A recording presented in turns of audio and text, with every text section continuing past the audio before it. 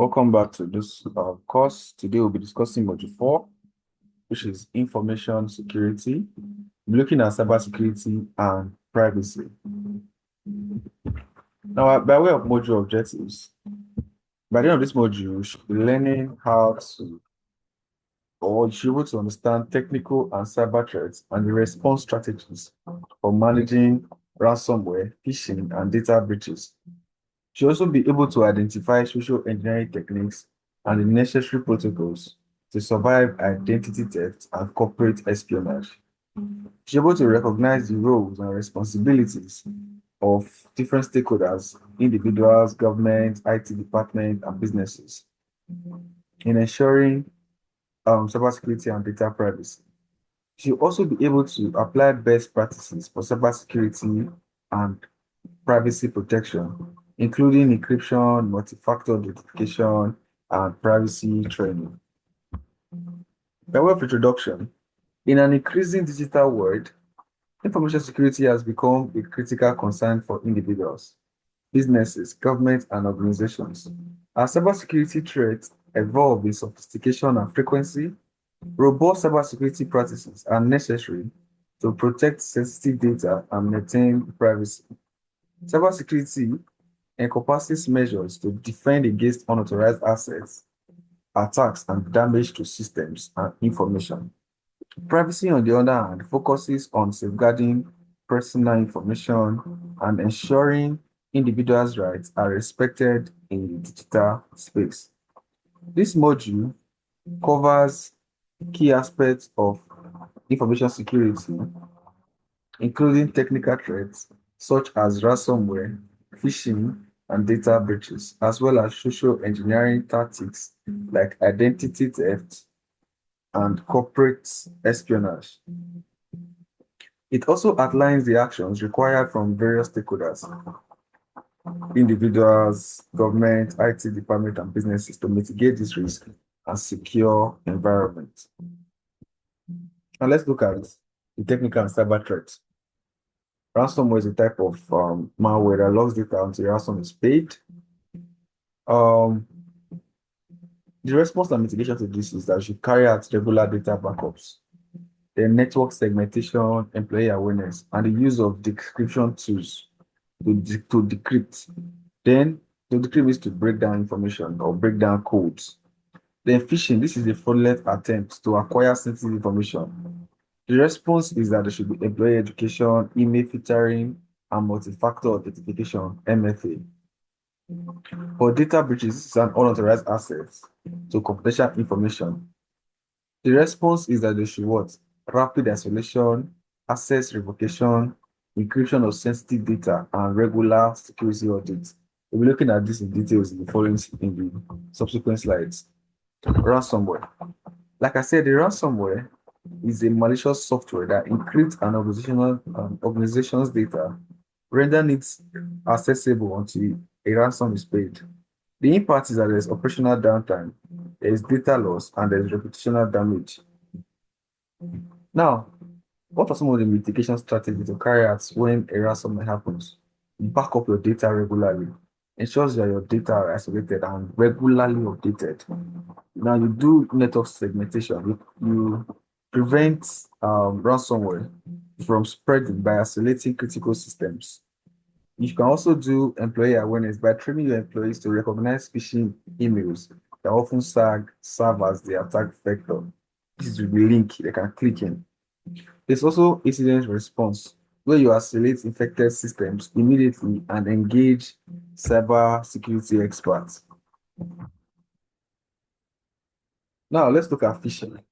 How do you recognize and prevent the attack? Phishing is a fraudulent attempt to acquire sensitive information by impersonating legitimate entities. So phishing is when they will send you an email and look as if it is the original organization that sent it, but they are not. Now, tactics, they use email, social media messages, or phone calls designed to trick victims into sharing personal information so that they can hack their accounts. Now, what are some of the prevention and strategies?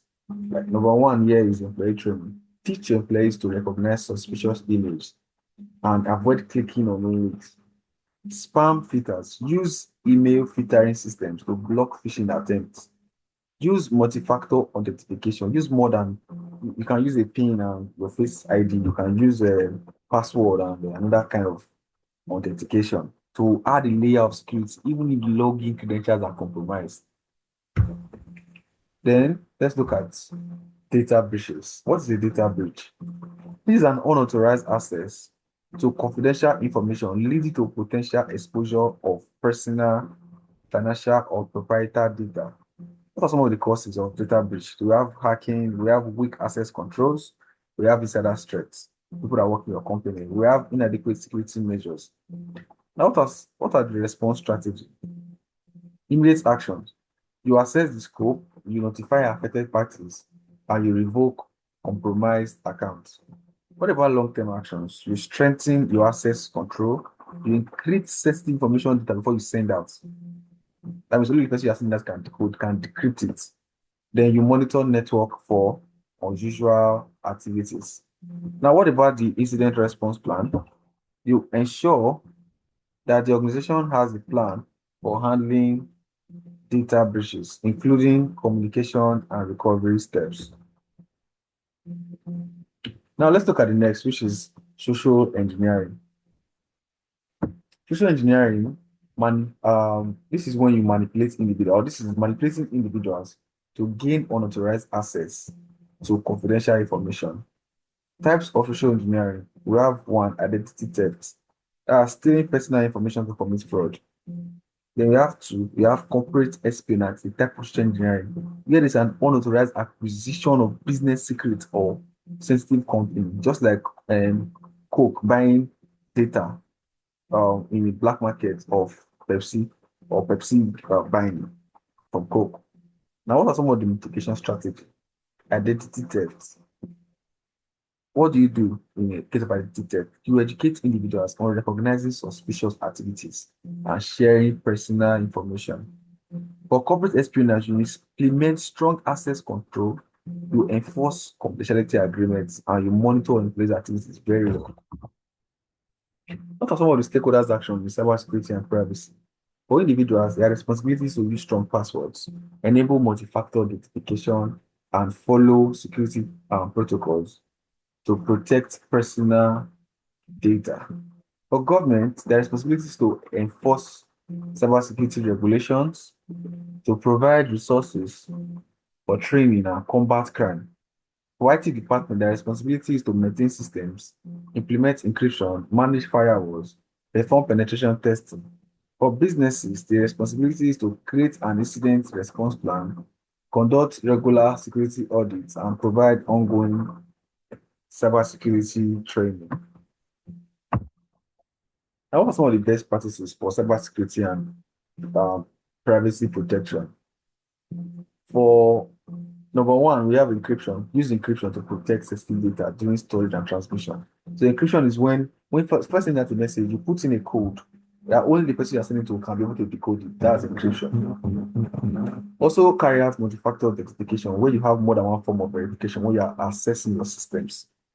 It helps. Then employee training is very, very important. Train your employees to be able to identify risk, cybersecurity risk, phishing tactics, and data protection policies. Train them. They carry out regular security audits to identify vulnerabilities in your system and ensure that they comply with the security policies of your company. Now, by way of conclusion, this module covered the increasing frequency and sophistication of cybersecurity threats and how it makes information security and privacy protection more critical than ever. From ransomware and phishing attacks to social engineering and corporate espionage, the threat to data integrity and personal privacy are diverse and ever evolving. To mitigate these threats, individuals, governments, IT departments, and businesses must take proactive and coordinated actions.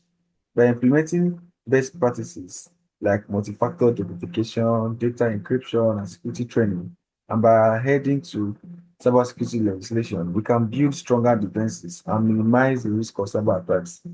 Ultimately, cybersecurity and privacy are shared responsibility that require constant vigilance and adaptation to new threats. As technology evolves, so too must our strategies for safeguarding information. Now, by the end of this module, there's an assessment session where you have part A. Part A is a multiple choice question of 15. I will test your knowledge about what we just taught. And you also have to do a written report that you test your practical knowledge in application of a real world scenario in this particular module. That'll be all for this module. I'll see you in module 5.